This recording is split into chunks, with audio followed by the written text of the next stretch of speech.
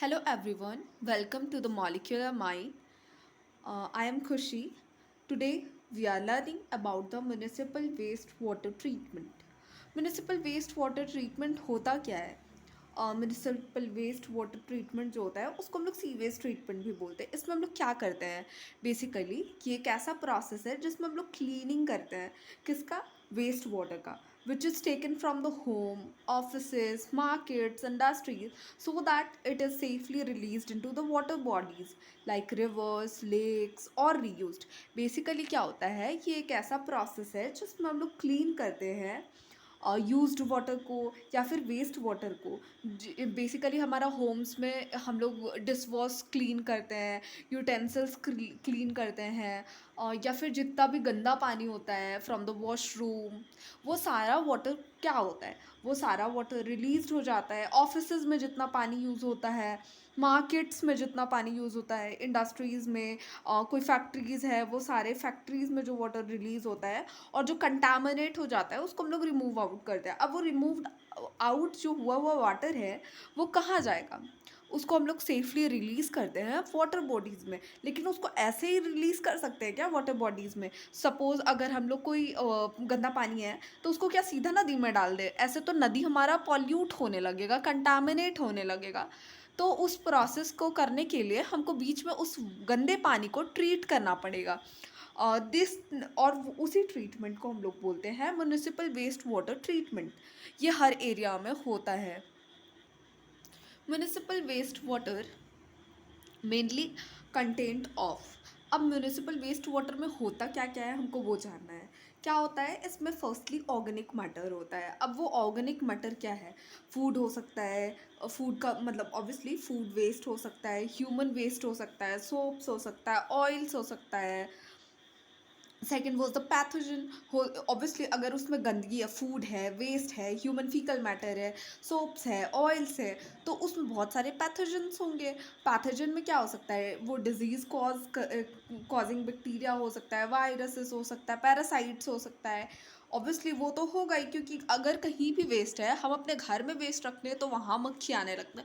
तो जो जहाँ पे इतने लार्ज अमाउंट में है, नाला वगैरह में जहाँ पे भी बेसिकली ये वाटर जा रहा है, इतना सारा वेस्ट वाटर है, तो वहाँ तो ऑब्वियसली कंटामिनेशन होगा। वहाँ तो ज़्यादा बैक्टीरिया मिलेंगे ही, वायरसेस मिलेंगे ही जो हमें हार्म करेंगे। Third one is a nutrient.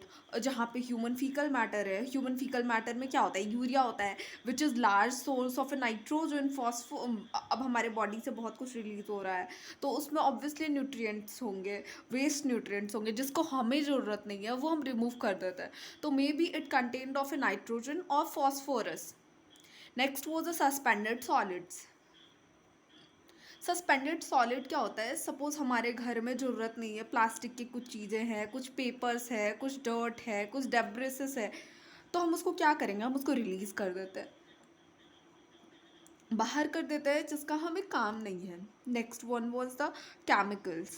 Chemicals में क्या हो सकता है? हम लोग सोचो वॉशरूम में डिटर्जेंट्स यूज़ करते हैं, और मेडिसिन्स कुछ होता है जिसका हमें यूज़ नहीं होता फर्दर, तो हम उसको वेस्ट में डाल देते हैं।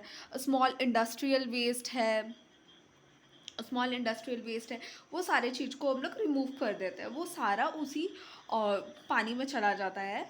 और वो बेसिकली म्यूनिसिपल वेस्ट वाटर कहा जाता है उसको। अब इसमें हमको म्यूनिसिपल वेस्ट वाटर ट्रीटमेंट करना है, तो उस ट्रीटमेंट में कुछ ना कुछ तो स्टेजेस होंगे, ऑब्वियसली कुछ ना कुछ स्टेजेस होंगे। तो हम लोग अब उन स्टेजेस को देखेंगे। First stage was preliminary treatment. अब इस ट्रीटमेंट में क्या होता है? हम लोग लार्ज ऑब्जेक्ट्स को रिमूव करते हैं। लार्ज ऑब्जेक्ट्स को रिमूव करते हैं, और सपोज अगर कोई वेस्ट वाटर है, ठीक है, यहाँ पे तो कुछ भी भारी जैसे पत्थर है, और जैसे कुछ आयरन का सब्सटेंस है, वो सारा नीचे आ जाएगा, बैठ जाएगा, हम उसको रिमूव कर देंगे। जो फ्लोट करेगा, अब बहुत बड़ा बड़ा चीज़ है, जैसे सपोज सम ऑयल्स रिलीज है, ज़्यादा ऑयल, ऐसा नहीं कि एकदम लो लो अमाउंट, बहुत ज़्यादा होगा तभी वो रिमूव होगा। अगर छोटा छोटा पार्टिकल है तो वो रह ही जाएगा प्राइमरी प्रिलिमिनरी ट्रीटमेंट में, ऑब्वियसली, क्योंकि हम उतना अच्छे से उसको वहाँ ट्रीट नहीं कर रहे हैं, तो वो थोड़ा बहुत तो रहना ही है, ऑयल्स वगैरह। लेकिन फिर भी अगर वो लार्ज अमाउंट में, तो वो रिमूव आउट हो जाएगा। इसके 3 पार्ट्स होते हैं। पहला स्क्रीन्स, यहाँ पे स्क्रीन होगा जो जो क्या करेगा, बड़े बड़े चीज़ों को रिमूव कर देगा। That was plastic, that was sticks, rags. Grid chamber इसमें एक होता है जिसमें हम लोग का सैंड स्टोन्स नीचे जो होता है, सैंड स्टोन्स वो सारा रिमूव हो जाएगा। स्किमिंग टैंक होता है क्योंकि इसमें ऑयल और ग्रीस होता है, ग्रीस रिमूवल हो सकता है उसके हेल्प से स्किमिंग टैंक में। अब next was a primary treatment. Primary treatment में क्या होता है, settling of A suspended solid. अब जितना सॉलिड घुल गया था, ठीक है, उसको अब हम कुछ टाइम के लिए छोड़ देंगे। After 1 day, after few weeks, वो ऑब्वियसली जो छोटा छोटा पार्टिकल है वो सेटल डाउन हो जाएगा। उसको सेटल होने के बाद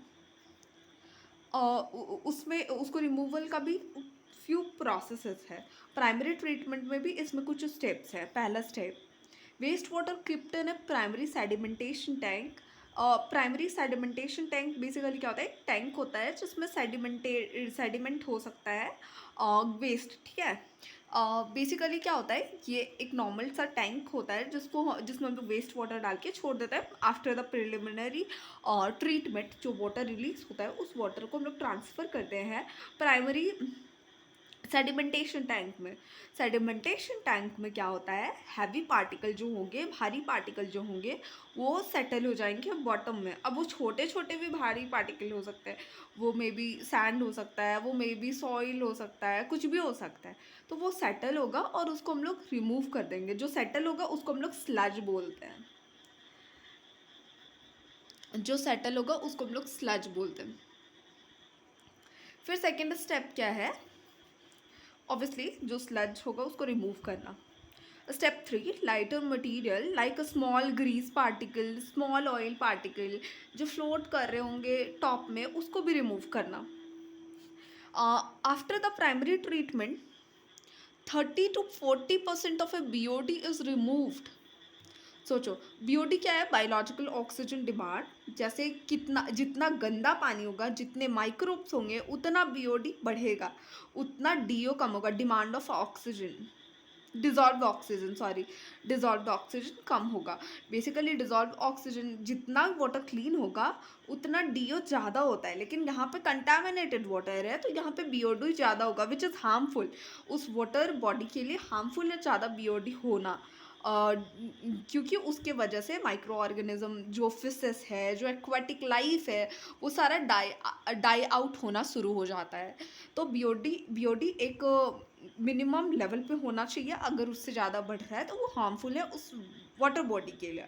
तो इस प्राइमरी ट्रीटमेंट के बाद हम लोग approximately 30 to 40% of a BOD को रिमूव कर देते हैं। अब next one is the secondary treatment. अब सेकेंडरी ट्रीटमेंट क्या है, सेकेंडरी ट्रीटमेंट को हम लोग बायोलॉजिकल ट्रीटमेंट भी बोलते हैं। In secondary treatment we remove the dissolved organic matter using microbes. अब सेकेंडरी ट्रीटमेंट में हम लोग क्या करते हैं, हम लोग रिमूव करते हैं dissolved organic matter using the microbe.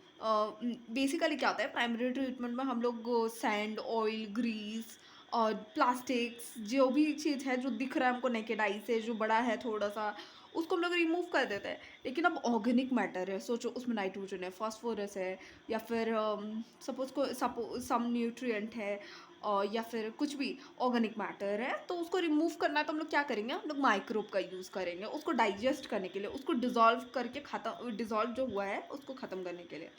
यहाँ पे हम लोग कौन से माइक्रो ऑर्गेनिजम्स को यूज़ करते हैं, we use bacteria, protozoa,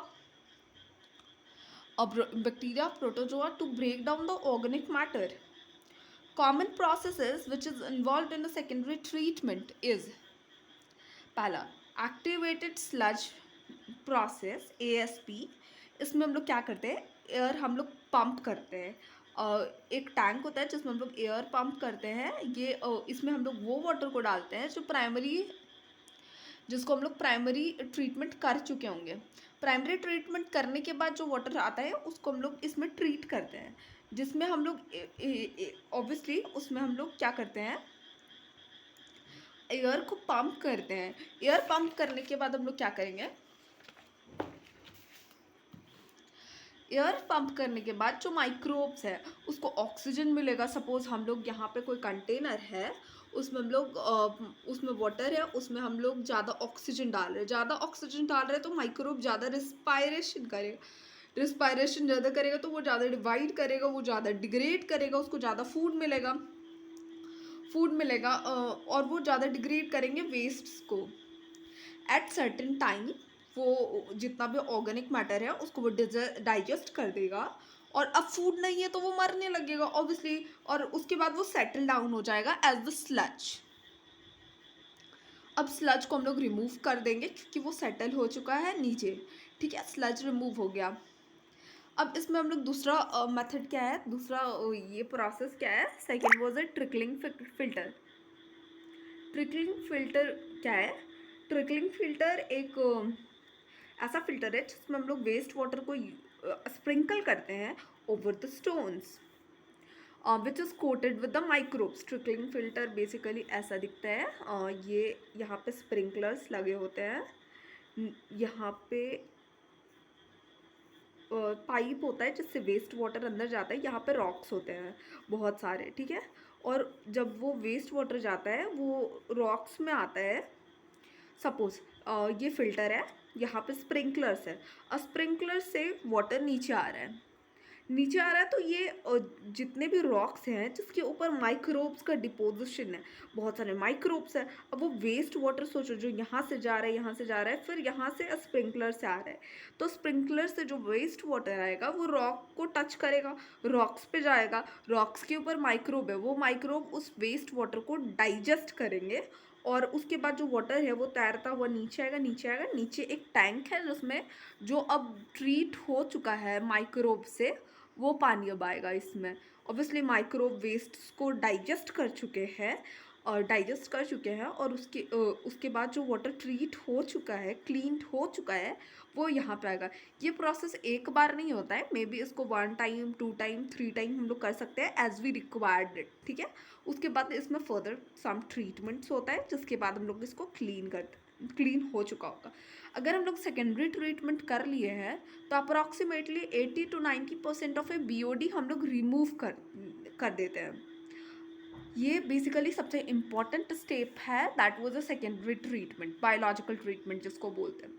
next step was a tertiary और एडवांस ट्रीटमेंट। इसमें क्या होता है, इसमें हम लोग फाइनल पॉलिशिंग करते हैं बिफोर द डिस्चार्ज और यूज़ ऑफ द वाटर। अब सपोज इतना क्लीन हो गया हमारा water, 90% of A BOD remove हो गया है, तो वाटर ऑब्वियसली पहले से तो काफ़ी क्लीन है, 90% क्लीन है। तो अब हम इसको क्या करेंगे, हमको फाइनल टच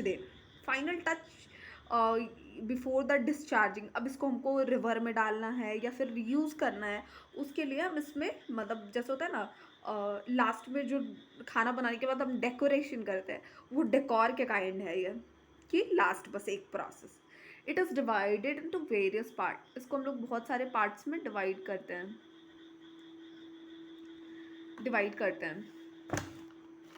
और इसमें first is the filtration. It is done with the help of a send membrane and carbon filters. इसमें हम लोग कार्बन फिल्टर, सेंड या फिर मैम्ब्रेन तीनों का यूज़ कर सकते हैं। Second was a chemical treatment. Chemical treatment में क्या होता है, हम लोग क्लोरीनेशंस करते हैं। क्लोरीनेशन मतलब क्लोरीन को इंट्रोड्यूस करते हैं जिससे वाटर क्लीन होता है। हम लोग यूवी लाइट को भी इंट्रोड्यूस करते हैं जिसकी वजह से वो पैथोजन को किल करता है। Next was the nutrient removal. ये रिमूव करता है नाइट्रोजन को, फॉस्फोरस को, जिसकी वजह से प्रिवेंट हम कर सकते हैं एल्गल ब्लूम को। अब उसके पास नाइट्रोजन और फॉस्फोरस ही नहीं है। नाइट्रोजन और फॉस्फोरस क्या है, बेसिकली ऐसा न्यूट्रिएंट जो एल्गी को एल्गल ब्लूम को अट्रैक्ट करता है, उसी की वजह से एल्गल ब्लूम होता है। तो उसको प्रिवेंट करने के लिए हम लोग नाइट्रोजन एंड फॉस्फोरस को ही रिमूव कर दिए हैं। नेक्स्ट प्रोसेस वो स्लज ट्रीटमेंट। अब मेरा वाटर क्लीन है, ठीक है, अब हमको देखना है कि उससे जो वेस्ट निकला है, उससे जितना भी स्लज निकला है, उसका हम लोग क्या करें। उस स्लज को हम लोग स्लज ट्रीटमेंट क्या है, बेसिकली उसको मैनेज करना, जो वेस्ट है जो हम लोग कलेक्ट किए हैं ड्यूरिंग द ट्रीटमेंट। अब इसमें क्या होगा, sludge which is from taken from the primary treatment is used in a recycling or substances which are not recycled used in a landfill.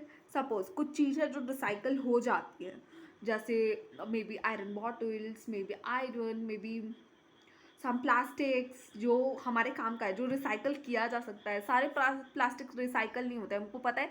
Right pickers जब आते हैं तो वो सर्टेन टाइप ऑफ प्लास्टिक्स लेते हैं, कुछ प्लास्टिक्स को वो लोग नहीं लेते हैं। क्यों नहीं लेते? क्योंकि वो फिर रिसाइकल किया ही नहीं जा सकता है। रिसाइकल किया ही नहीं जा सकता है तो वो उसको यूज़ ही नहीं कर सकता है, वो उसको बेच ही नहीं सकता है, तो वो उसको नहीं ले जाता है। तो वो सारे वेस्ट प्लास्टिक्स जो है, जो यूज़ नहीं है, उन सारे प्लास्टिक्स का हम लोग क्या करेंगे, उन सारे सब्सटेंसेस का क्या करेंगे, वो सारा सब्सटेंस लैंडफिल में यूज़ होगा। अब कुछ बायोसॉलिड्स भी हमको मिले थे सेकेंडरी ट्रीटमेंट्स में, जैसे फ्लॉक्स हो गया। फ्लॉक्स बेसिकली क्या होता है, माइक्रो ऑर्गेनिजम्स का एक क्लस्टर होता है, ऐसा दिखता है कुछ माइसीलियम, मतलब फंजाई या फिर जो भी प्रोटोजोआ, पैथोजन जो भी है, सेकेंडरी ट्रीटमेंट में हमको मिला एज अ स्लज। उसको हम लोग क्या करेंगे, वो सारे को लेकर के फर्टिलाइजर की तरह हम लोग यूज़ करेंगे। अब लास्ट एनारोबिक डाइजेशन, जब वो बैक्टीरिया किए, जो भी माइक्रो ऑर्गेनिजम्स किए, उससे बायोगैस निकला। Biogas such as methane, H2S। अब उन सबको हम लोग यूज़ करते हैं एज अ फ्यूल। नेक्स्ट, अब हमारा फाइनल आउटकम क्या निकला after the slash treatment, after certain processes of in A sewage treatment, हमको ट्रीटेड वाटर मिला एज अ फाइनल प्रोडक्ट। ठीक है, अब वो ट्रीटेड वाटर कैसा होगा, क्लियर होगा, पैथोजन फ्री होगा, लो ऑर्गेनिक मैटर होगा। अब इसको हम लोग डिस्चार्ज करते हैं रिवर्स और लेक्स में। तो that was it. I hope you will find it helpful, and please give the feedback how it was and how can I improve. Your feedback is important to me, so that I will improve, I will do good. Or thank you for listening me, and coming to the end of this answer. It means a lot. I find, if you find it helpful, please like, subscribe, so that I will grow. Thank you.